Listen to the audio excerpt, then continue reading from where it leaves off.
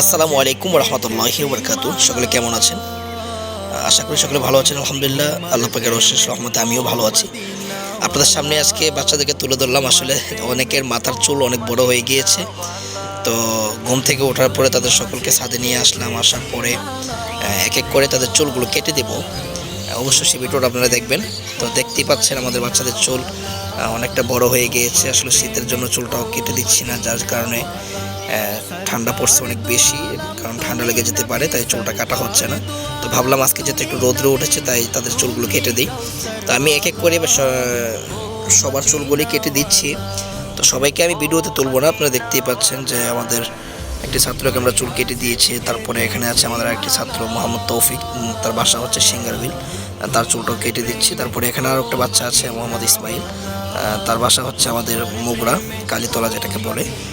তো এরকমভাবে প্রত্যেকটা বাচ্চাকে আমরা চুলগুলো কেটে দিচ্ছি। তো আমরা বাচ্চাদেরকে আসলে দোকানে পাঠাই না, এই জন্য যে বাচ্চারা দোকানে গেলে তাদের মা যখন তাদেরকে দোকানে নিয়ে যায়, মাকে বলে যে আমাকে কাটিং দিয়ে দাও। হ্যাঁ, বিভিন্ন স্টাইলে চুল কাটতে চায়। তো স্কোয়ার যে স্টাইলটা, এটাতে তারা চুল কাটতে চায় না, মানে সামনে পিছিয়ে একদম সমান থাকবে স্টাইলে তারা চুল কাটতে চায় না। তারা চায় বিভিন্ন যে স্কুল বড় ছেলেদের মতো কাটিং দেওয়ার জন্য। তো মাদ্রাসা বাচ্চাদের ক্ষেত্রে তো এটা চায় না, আপনারা অবশ্যই এটা জানেন।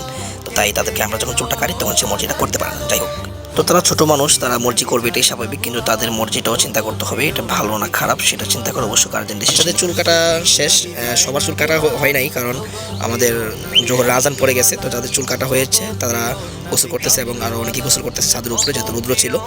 তো বাকিদের চুল আবার কালকে কেটে দেবো। তো আপনারা তাদের জন্য দোয়া করবেন, আমাদের বাচ্চাদের জন্য। আল্লাহ পাক রব্বুল আলামিন যেন মা বাবা যে স্বপ্ন নিয়ে তাদেরকে আমাদের প্রতিষ্ঠানে দিয়েছে, আল্লাহ যেন প্রত্যেকটা মা বাবার স্বপ্নকে যেন কবুল করে, এবং আমি যেন বিশেষ করে আমি যেন তাদেরকে আমার নিজের সন্তানের মতো আমি যেন তাদেরকে দেখতে পারি বা তাদের দেখশন যেন করতে পারি। আমি চেষ্টা করি তাদের সুখে দুঃখে সবসময় তাদের পাশে থাকার জন্য, সময়টা দেওয়ার জন্য তাদেরকে। তো আপনারা সবসময় আমার জন্য দোয়া করবেন এবং আমার বাচ্চাদের জন্য দোয়া করবেন। আল্লাহ পাক যেন আমার প্রতিটা বাচ্চাকে হাফেজে কোরআন, আলেমে দ্বীন হিসাবে কবুল করে। তো আপনারা সকলে আমাদের মাদ্রাসার ভিডিও যারা দেখেন, আপনারা অনেকেই আসলে বলেন যে নিয়মিত ভিডিও দেওয়ার জন্য, ব্যস্ততার কারণে আমি নিয়মিত ভিডিও দিতে পারি না। তো আপনারা দেখতে পাচ্ছেন আমাদের দুজন ছাত্র আরফাত এবং তৌফিক, তাদের বাসা হচ্ছে সিঙ্গারবিল। তারা কাপড় চিপতেছিল, হঠাৎ করে আমাকে দেখে অনেকটা লজ্জা পেয়ে গিয়েছে তাদের সামনে যখন আমি ক্যামেরাটা ধরেছিলাম। তো এদিক দিয়ে আমাদের আর একটা ছাত্র আছে সাইফ। আমাদের আসলে 64 জেলা থেকে আমাদের এখানে ছাত্র লেখাপড়া করে, আলহামদুলিল্লাহ আপনাদের দোয়ার বরকতে। আপনারা ইনশাল্লাহ যারা আমাদের প্রতিষ্ঠান এখন আসেন নাই, তারা অবশ্যই আমাদের প্রতিষ্ঠানে একবার হলো আসবেন, দেখে যাবেন। আশা করি ইনশাল্লাহ আপনাদের কাছে আমাদের প্রতিষ্ঠানের পরিবেশ সব কিছু ভালো থাকবে। আল্লাহ হাফেজ।